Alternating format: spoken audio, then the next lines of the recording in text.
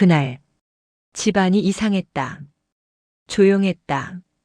너무 조용해서 숨이 막혔다. 현관에 서서 신발장을 봤다. 항상 나란히 있던 운동화 두 켤레. 그런데 상주의 신발이 사라져 있었다. 나는 바로 엄마를 찾았다. 엄마, 상주는 어디 갔어? 엄마가 설거지하던 손을 멈췄다. 물 떨어지는 소리가 더 또렷하게 들렸다. 엄마가 내 쪽을 보지 않았다. 앞치마만 만지작거리며 말했다. 입양 보냈어. 그 순간 머리가 하얘졌다. 왜 갑자기? 우리 형편의 둘은 못 키워. 엄마 목소리는 차가웠다. 말이 아니었다. 통보였다. 방 안쪽에서 아빠가 고개만 내밀었다. 눈이 새빨갛게 충혈돼 있었다.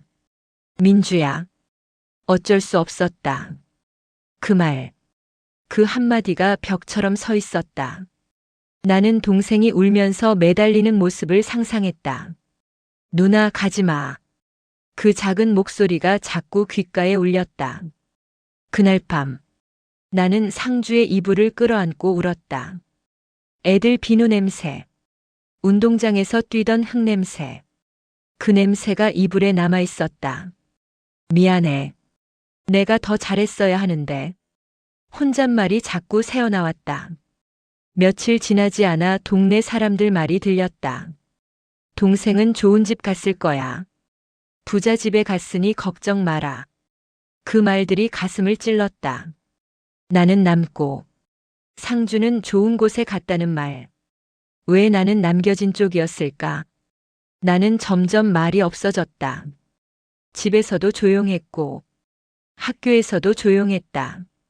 상주에게 미안해서, 그리고 나 자신도 싫어서. 20살. 나는 결국 집을 나왔다. 말도 없이. 메모 한 장 남기지 않고.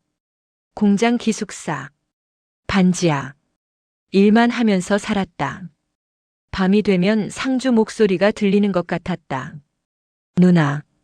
나 여기 있어. 귀를 막아도 들렸다. 막는다고 지워지는 기억이 아니었다. 부모와 연락은 거의 없었다. 명절 때 톡 한 줄. 잘 지내냐?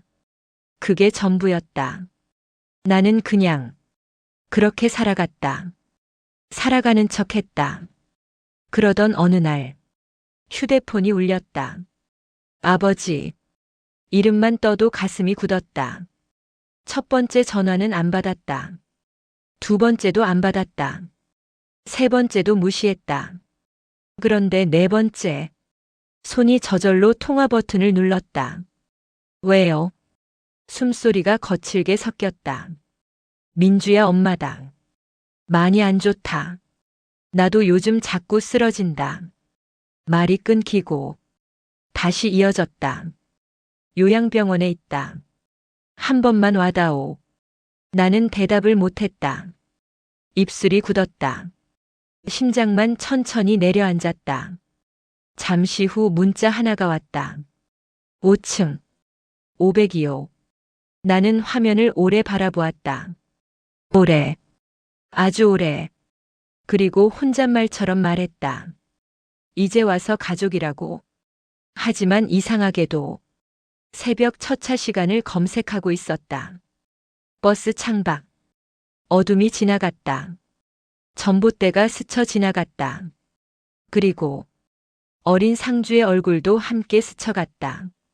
나는 그 얼굴을 향해 아주 조용히 속삭였다. 상주야, 너는 지금 어디에 있니? 엘리베이터 문이 열렸다.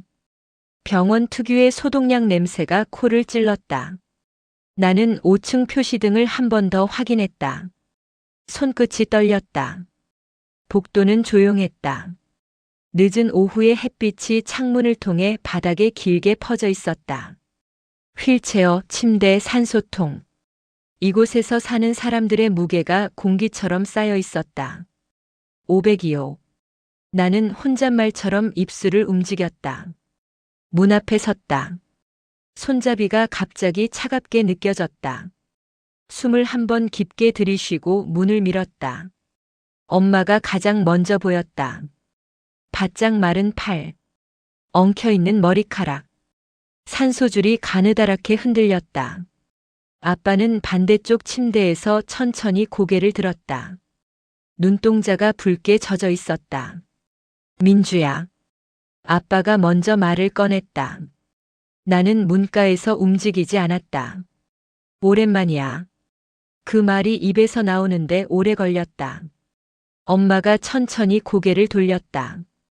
입술이 떨렸다. 민주야, 내가 정말 왔구나. 나는 가까이 가지 않았다. 발끝만 조금 움직였을 뿐이었다. 며칠만 엄마 좀 봐줘라. 아빠가 말했다. 간병인이 아직 없어. 이대로는 겁이 난다. 나는 시선을 창밖으로 돌렸다. 주차장에 서 있는 차들이 흐릿하게 보였다. 잠깐은요. 짧고 무심한 말이었다. 그때 문이 살짝 열리며 누군가 들어왔다. 502호 처치 들어가겠습니다. 그 목소리를 듣는 순간 가슴이 아주 약하게 떨렸다. 이유는 알 수 없었다. 하얀 상의, 이름표, 정리된 머리, 침착한 눈빛. 간호사가 엄마 쪽으로 다가갔다. 명희 어르신, 오늘은 숨쉬기 좀 어떠세요? 엄마가 힘겹게 고개를 끄덕였다. 덕분에 나아졌어. 그제야 나는 간호사의 얼굴을 봤다. 그리고 그 순간 심장이 한 번 크게 내려앉았다. 익숙했다. 어릴 때 어렴풋이 보던 얼굴이 낡은 기억 사이에서 튀어나오듯 떠올랐다. 하지만 나는 아무 말도 하지 않았다. 간호사가 내 쪽을 보았다. 보호자분 되세요? 나는 짧게 말했다. 딸이에요. 박민주. 간호사가 눈을 가볍게 깜빡였다. 그리고 아주 짧은 순간 표정이 미세하게 흔들렸다. 처음 뵙겠습니다. 그가 말했다. 저는 이병동 간호사 박상주입니다. 이름이 귓가에서 크게 울렸다. 주. 나는 말없이 그를 쳐다봤다. 숨이 왜 이렇게 가빠지는지 모르겠었다. 아니야. 그냥 동명이인이겠지. 그렇게 생각하려 했지만 눈앞의 얼굴은 자꾸만 과거와 겹쳐졌다. 엄마가 말했다. 우리 상주 씨가 참 잘해줘. 정이 많아. 그 말에 심장이 다시 내려앉았다. 나는 아무 말도 하지 못했다. 간호사가 침대 주변을 정리하며 말했다. 필요하시면 언제든 호출해 주세요. 나는 조심스럽게 물었다. 여기 오래 일하셨어요? 그가 미소 지었다. 네. 꽤 됐습니다. 이 병동은 제겐 집 같은 곳이라서요. 말이 너무 닮아 있었다. 어릴 때 상주가 하던 말투, 숨을 고를 때의 작은 버릇, 손끝이 떨릴 때 잡던 옷자락. 나는 눈을 피했다. 보면 볼수록 이상하게 가슴이 조여왔다. 그날 밤, 나는 보호자 대기실에서 커피를 들고 복도 끝을 바라보고 앉아 있었다. 불빛 아래 누군가가 걸어왔다. 박상주였다. 그는 복도 끝 창가에 서서 주머니 속 손을 넣었다 빼며 창밖을 한참 바라보고 있었다. 어린 시절, 집 앞 골목가로등 아래 혼자 서 있던 상주의 모습이 떠올랐다. 너무 닮아 있었다. 믿기 싫을 정도로. 나는 어느새 그를 향해 걸어가고 있었다. 발걸음 소리가 복도에 작게 울렸다. 저기요. 그가 돌아봤다. 네, 보호자님. 나는 말을 잃었다. 확신도 부정도 못하겠는 이상한 공기가 두 사람 사이에 감돌았다. 결국 이렇게만 말했다. 오늘 고생 많으셨죠? 그가 부드럽게 웃었다. 괜찮습니다. 여긴 제가 있어야 할 곳이니까요. 그 말에 내 숨이 아주 잠깐 멈췄다. 나는 아무 말도 하지 못한 채 그를 바라보기만 했다. 그날 밤 이름 세 글자만 머릿속을 끝없이 맴돌았다. 상주. 밤새 병실에서 엄마 곁을 지켰다. 산소기계의 규칙적인 소리가 새벽 공기처럼 차갑게 귓가를 때렸다. 엄마의 손등이 마르고 얇았다. 피부 아래로 핏줄이 선명하게 비쳤다. 나는 그 손을 조심스럽게 덮어주었다. 왜 이제야 왔니? 엄마가 새벽 어스름 속에서 중얼거렸다. 눈도 뜨지 못한 채였다. 나는 대답하지 않았다. 입안에 모인 말들이 목구멍에서 자꾸 걸렸다. 나한테 그럴 자격이 있나? 그 생각만 끝없이 반복됐다. 해가 뜨기 직전 복도가 조금씩 밝아졌다. 아침 당직 간호사들이 움직이기 시작했다. 문이 끼익 하고 열렸다. 박상주가 들어왔다. 밤새 힘드셨죠? 그가 조용히 말했다. 나는 고개만 끄덕였다. 그런데 그 순간 그의 손등에 있는 작은 점 하나가 눈에 들어왔다. 갈색 점. 어릴 때 상주가 넘어져 생겼던 작은 흉터와 모양이 너무 비슷했다. 나는 무의식적으로 손을 움켜쥐었다. 가슴이 뛰기 시작했다. 그가 엄마의 혈압을 재며 말했다. 오늘은 컨디션이 조금 더 나아 보이시네요. 나는 조용히 물었다. 혹시 원래 이 동네 사람이세요? 그가 손을 멈췄다. 아주 잠깐. 하지만 분명히 멈췄다. 아니요. 뭐 여기저기 옮기다가 왔어요. 자연스러운 척 했지만 목소리에 아주 미세한 떨림이 섞여 있었다. 나는 그를 계속 살폈다. 눈매, 무표정한 얼굴, 환자에게 말 걸 때의 낮은 목소리. 모든 게 너무 익숙했다. 그가 나가고 난 뒤 엄마가 갑자기 낮은 목소리로 말했다. 저 간호사, 상주랑 비슷하지 않니? 나는 온몸이 굳었다. 뭐라고? 엄마가 천천히 눈을 떴다. 눈빛이 너무 닮았어. 나는 깊게 숨을 들이쉬었다. 엄마 그만하세요. 강하게 말했지만 내 목소리는 떨리고 있었다. 엄마가 미약하게 웃었다. 미안하다.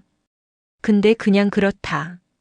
나는 짜증과 불안이 섞인 숨을 내쉬었다. 그럴 리 없어. 상주는 입양 갔다며. 엄마는 갑자기 말이 없었다. 고개만 천천히 돌렸다. 그 침묵이 더 무서웠다. 엄마, 입양 갔다며. 나는 한 번 더 물었다. 엄마의 입술이 미세하게 떨렸다. 그리고 아주 작게 중얼거렸다. 그래. 그렇게 들었지. 들었지? 엄마가 보냈다며. 민주야. 그냥. 그땐 사정이. 엄마 말이 끝나기도 전에 아버지가 기침을 하며 끼어들었다. 아침부터 별 얘기 다 한다. 아버지의 목소리가 생각보다 커서 놀랐다. 나는 두 사람을 번갈아 보았다. 둘 다 시선을 피했다. 뭐야? 뭔가 감추고 있는 거야? 그 순간 문이 열리고 박상주가 다시 들어왔다. 엄마는 놀란 표정으로 시선을 돌렸다. 아버지도 입술을 꽉 깨물었다. 그리고 상주가 방 안을 둘러보는 그 짧은 순간 엄마의 표정이 멈춰버린 걸 봤다. 숨이 막혔다. 상주의 얼굴을 본 엄마가 고개를 아주 미세하게 좌우로 흔들고 있었다. 안 돼, 안 돼. 입모양만 그렇게 움직이고 있었다.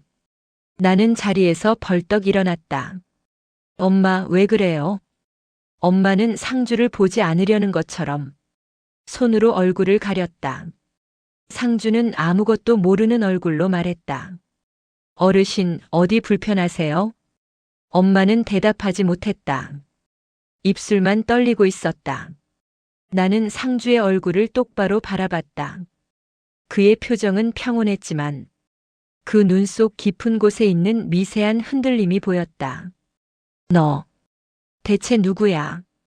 가슴이 쿵 내려앉았다. 확신은 아니었다. 하지만 부정도 할 수 없었다. 퍼즐 조각 하나가 눈앞에서 정확히 맞아 들어가는 느낌이었다.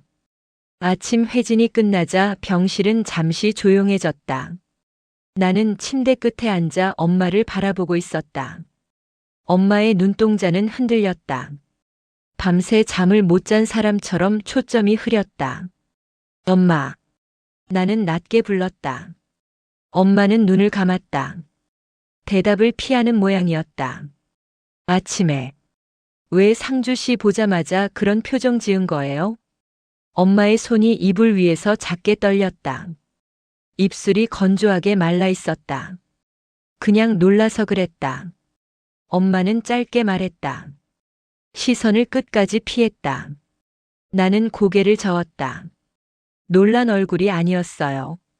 무서워하는 얼굴이었어요. 엄마의 숨이 조금 빨라졌다. 민주야, 그만해라. 그 말은 더 들어오지 말라는 벽 같았다. 아빠가 기침을 하며 끼어들었다. 민주야, 여기선 그런 얘기 하지 말아라. 왜요? 목소리가 저절로 올라갔다. 그냥 오래된 얘기다. 오래된 얘기? 나는 손을 꽉 쥐었다. 상주는 입양 보냈다 했잖아요. 근데 왜 아무도 그 과정 얘기를 안 해요?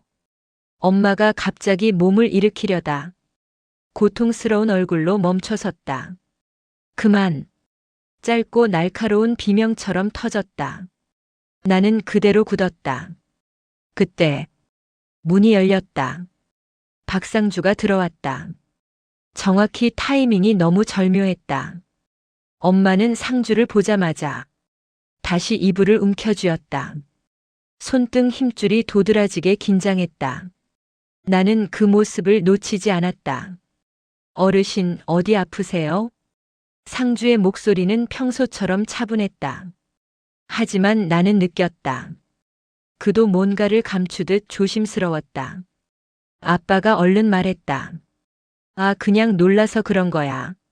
상주는 고개를 끄덕이며 엄마의 산소 포화를 체크했다. 하지만 그의 시선은 계속 나를 스치고 지나갔다. 나는 그 눈빛을 피하지 않았다. 오히려 직선으로 마주했다. 그리고 말했다. 혹시 어릴 적 기억 같은 건 없으세요? 상주의 손이 멈췄다. 아주 잠깐. 하지만 분명히 멈췄다. 기억이요? 그의 목소리가 조금 낮아졌다. 네. 어릴 때 어디서 자랐는지, 누구랑 살았는지, 그런 것들요. 그는 의무 기록을 정리하며 말했다. 다 기억나죠? 정말요? 그는 고개를 끄덕였다. 하지만 눈빛이 어딘가 비어 있었다. 마치 말은 기억난다고 했지만 실제로는 기억을 찾아 헤매는 사람처럼. 나는 한 걸음 다가섰다. 혹시 이 동네에서 산 기억은요? 상주의 눈동자가 흔들렸다. 숨소리가 아주 미세하게 흔들렸다. 왜 그런 걸 묻는 거죠? 나는 대답하지 않았다. 그를 계속 바라보았다. 그러자 그가 아주 낮은 목소리로 말했다. 전 버려진 아이입니다. 엄마가 갑자기 숨을 들이켰다. 아빠는 고개를 푹 숙였다. 상주는 계속 말했다. 기억이 없어요. 어디서 버려졌는지, 누가 버렸는지, 왜 버려졌는지. 엄마가 흔들리는 목소리로 말했다. 그만. 상주는 나를 보며 말했다. 기억이 없어서 제가 직접 찾았어요. 제 과거. 내 가슴이 크게 뛰었다. 숨 쉬는 것조차 힘들었다. 그래서 병원에 들어왔습니다. 어르신들을 보면서 혹시 나를 버린 사람이 있을까 해서. 엄마가 이불을 움켜쥐었다. 손이 파르르 떨렸다. 나는 상주를 바라봤다. 그의 표정은 담담했다.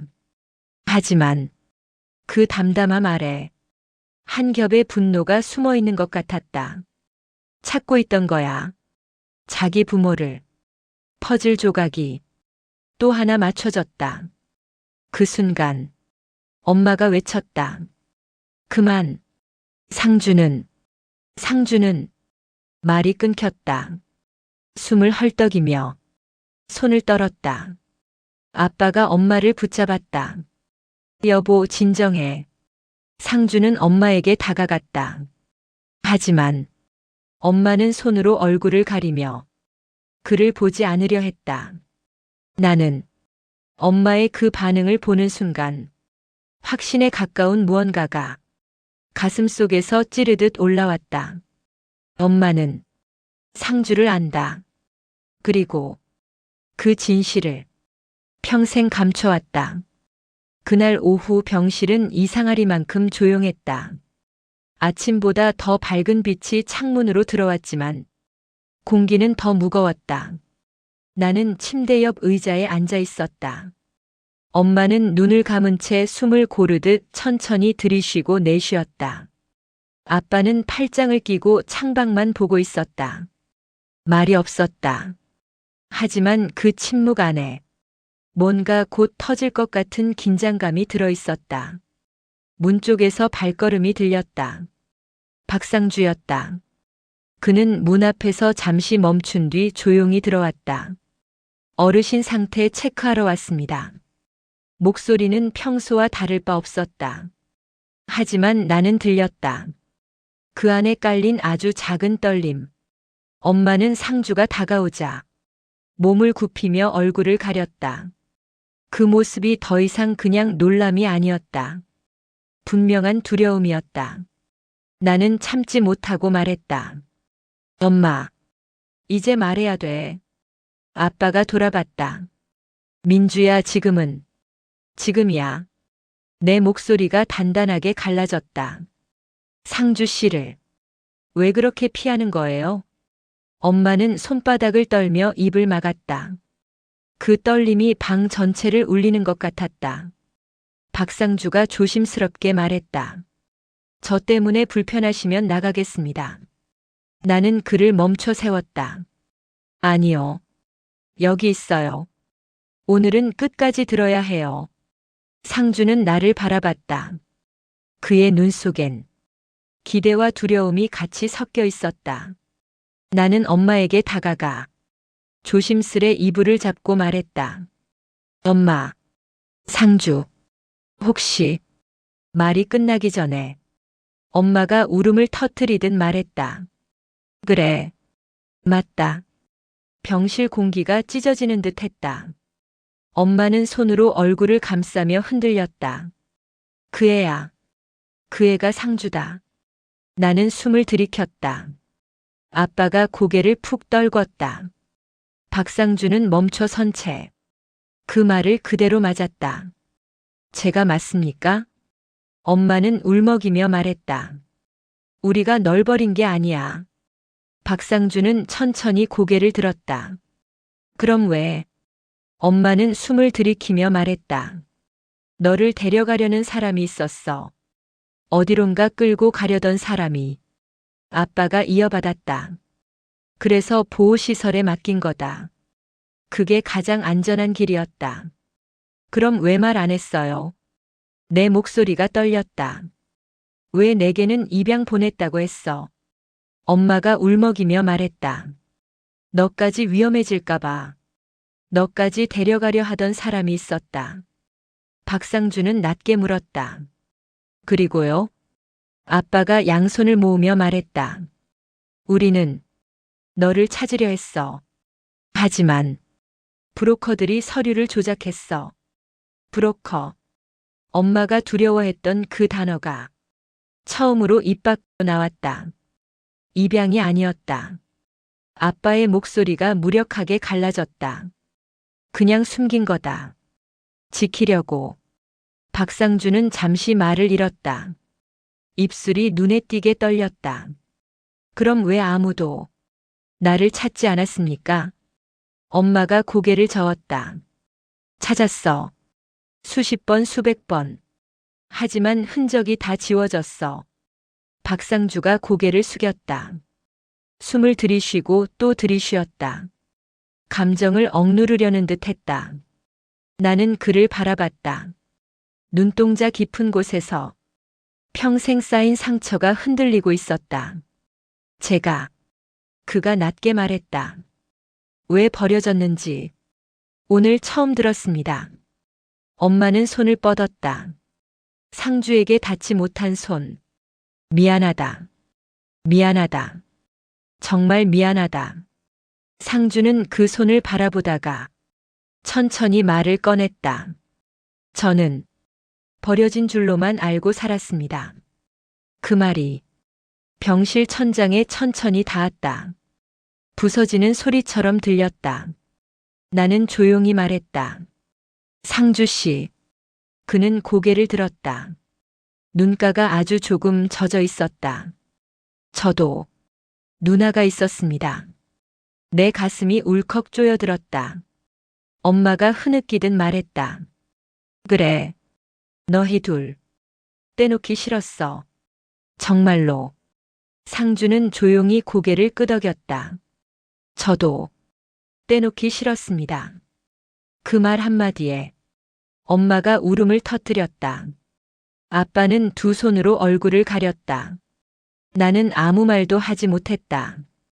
그냥 그 장면을 바라보는 것밖에. 한참 뒤 상주는 조용히 뒤를 돌아 문 쪽으로 걸어갔다. 하지만 문 앞에서 멈춰 섰다. 잠시 숨을 고르고 천천히 말했다. 시간 좀 필요합니다.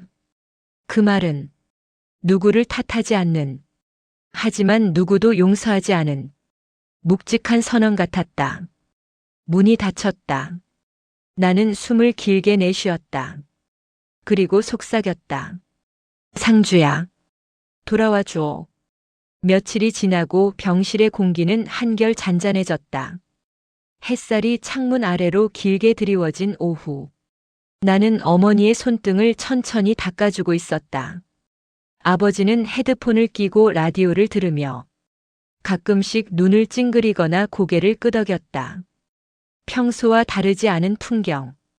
하지만 마음속에는 여전히 남아있는 허전함이 있었다.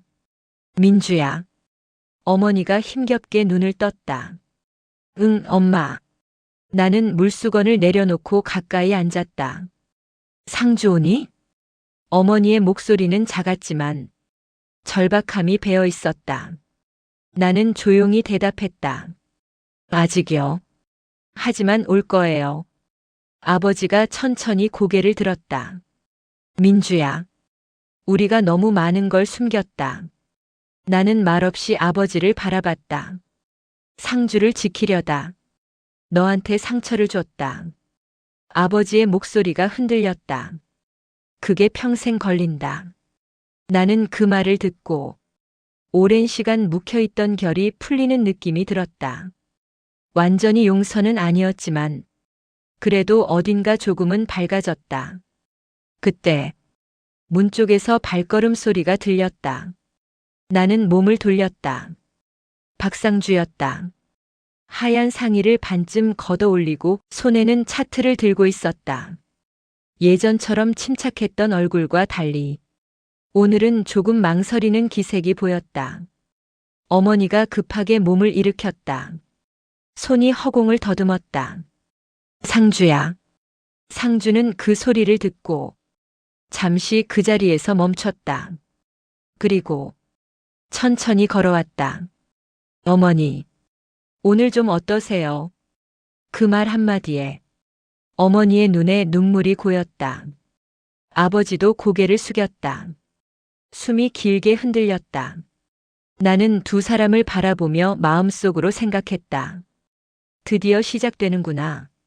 할 말이 있습니다. 상주의 목소리가 방 안에 울렸다. 나는 숨을 고르고 그를 바라봤다. 상주는 어머니 침대 곁에 섰다. 어머니는 그의 손을 잡으려 했지만 망설이다가 멈췄다. 상주가 조용히 말했다. 제가 평생 원망한 사람이 있습니다. 어머니가 입술을 떨었다. 하지만 오늘은 원망을 내려놓으려고 합니다. 어머니의 손등이 파르르 떨렸다. 전 누가 제게 상처를 줬는지보다 지금 누구 곁에 서 있어야 하는지가 더 중요하다고 생각합니다. 나는 눈을 감았다. 가슴이 먹먹해졌다. 상주는 고개를 깊게 숙였다. 두 분, 제가 돌보겠습니다. 어머니의 눈물이 베개로 떨어졌다. 아버지는 입술을 세게 깨물었다. 나는 조용히 상주에게 다가가 말했다. 고마워요, 상주 씨. 그는 나를 바라봤다. 언제나 침착했던 그 표정에 오늘은 아주 작은 미소가 번졌다. 누나라고 불러도 되겠습니까? 나는 대답 대신 천천히 고개를 끄덕였다. 방 안의 공기가 바뀌었다. 따뜻했지만 정직한 온도였다. 오랜 시간 엉켜있던 매듭이 살며시 풀리는 느낌이었다. 어머니가 힘겹게 손을 뻗었다. 나는 그 손을 잡았다. 상주도 그 손을 잡았다. 세 사람의 손등이 한순간 겹쳐지는 장면. 어머니가 속삭였다. 이제야 우리 셋 다 돌아왔구나. 나는 고개를 숙였다. 상주도 고개를 숙였다. 그리고 아무 말 없이 조용히 그 손을 꼭 붙잡았다.